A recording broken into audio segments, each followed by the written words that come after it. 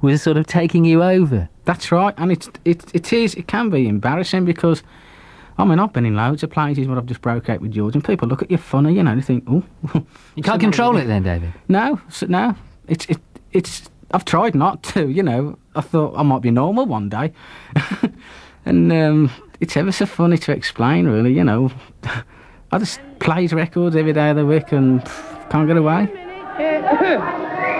No, wait a minute. I'm going to sing a song now for you, lads, that was especially written for the lads out in France. It was Beryl's idea. Now, wait a minute, lads.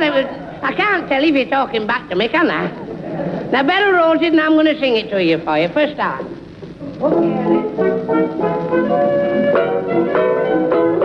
Now imagine me in the Maginot Line, sitting on the mine in the Maginot Line. Now it's turned out nice again, the army life is fine.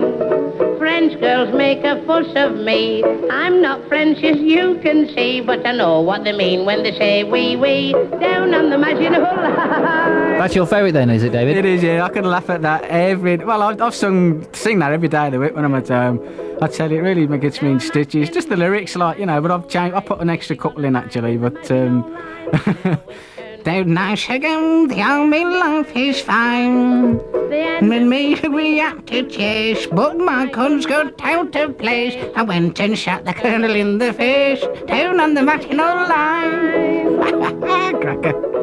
Excellent, that's wonderful. Well, what's the appearance on television going to be like? And how did that all happen? Because I know that the selection process is pretty lengthy, isn't it? They get something like, 10,000 applications per series of people wanting to appear on Stars in Their Eyes. It's amazing, really, because obviously they start off with 10,000. I was really surprised. I done it as a joke, a complete joke, to be honest with you. I thought, there's no way I'm going to get away with this. And obviously I sent the tape off, and it's very hard to get George Formby music because he had to have a different ukulele for each song he sung. It was unbelievable. Why? He could only sing in one key. It's ever too awkward to explain, but he used to have a different ukulele for each song. He used to have loads of them all around. And it's very hard. Even I have trouble when I sing a song to sing it the way he sings it. I haven't got the ukuleles to accompany me to do it.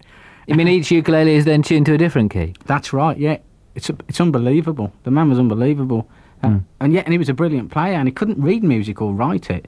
And yet his technique was so brilliant, you know, it was fantastic. But you had to put a video together to send to Granada Television. Well, I sent a tape off first. What you do is you send a little tape off of yourself. I didn't send the video, I just sent a tape, a normal tape, and I had a bit of backing behind it, but it wasn't very good. And I wrote them a letter explaining, you know.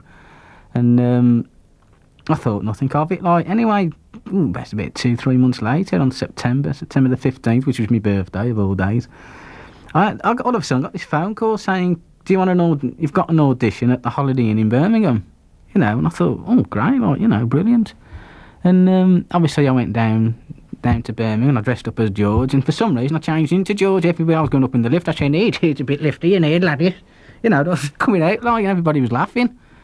And so I waited outside. I had to do one song only.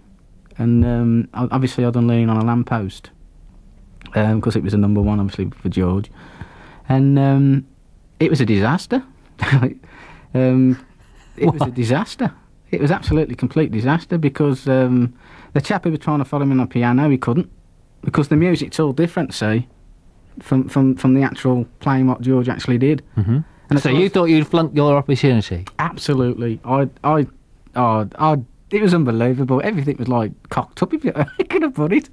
So I started singing on the Maginot Line, you know. I thought, well, blow to this, imagine me on the Maginot Line, you know. And I said, he's ever so good, you want to go? And of course, what they actually do is they actually film you while you're doing it.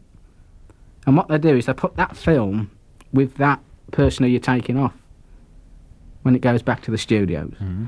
Obviously, a bit later on, it came about 2 or 3 weeks later. I thought, oh, mother, what am I going to do?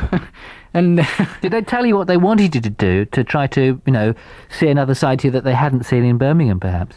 How could I put it? You had to do 2 songs. Lean on a Lamppost and Cleaning Windows. I wasn't very happy with Cleaning Windows, obviously, because I like my own. I had to do exactly the same as George. which was the old version on the record, which isn't that good. It's good in its time. It's not to modern times. I didn't find it very, very, very entertaining. Like, but it was funny. I had to go exactly the same routine again, exactly the same. But the only difference is they had the makeup people, and obviously they look at you and assess you, to see how you look in makeup, how you're going to be looking. She said, "Would you mind growing a beard?" Because of the transformation. And I said, "Yeah." So I grew a beard, big fluffy beard, and I hated that. And my hair was all like messed up, and I looked nothing like George. I didn't feel like George. I think that was the only tablet for me, to grab a beard. He used to have one then? No, I had to have one, because before you go through the doors, you've got to guess who you're going to be. Before you go through the stars are all in your eyes doors, you got the intro where obviously they look at your home front, and then they talk to you, and then they turn around and say who you're going to be, and then you tell them who you're going to be. So they want the audience to see the big transformation from you with, a hairy face to what is not going to be a hairy face when we see it on Saturday. It's absolutely... Matthew Kelly mentioned me on one of the breakfast shows some time back. He couldn't believe the change. It was absolutely brilliant. Yeah. Well, so you got through to being one of, some 49 people who eventually appear in this series, I think, of Stars in Their Eyes, right? Well, it's only 45, because obviously they have the extra in case anything goes badly wrong. Not bad, though, out of 10,000, David. Oh, some going. What started to be a joke, I just couldn't believe it. Now, take me through the filming. I know you're under contract here, so that you're not going to reveal every detail, and we understand that. We want to get a couple of surprises anyway, I guess, on Saturday. But they don't just say, right, there you are, there's half an hour, there's 10 minutes, we'll take 2 takes and that's it. Far from that, they spend a lot of time still trying to sort of groom you to be even better, I think. What did they do? Well, you see, what they're doing an experiment this time. They was doing 2 shows in one. Only for the rehearsals, not the actual shows themselves. You see, the hardest part of it is transformation of other people. If they've got to have dancers, like other people like Madonna, like she's got to be done up. Is she in the same episode? Or? She's in the same show. Yeah. Obviously, they do different transformations.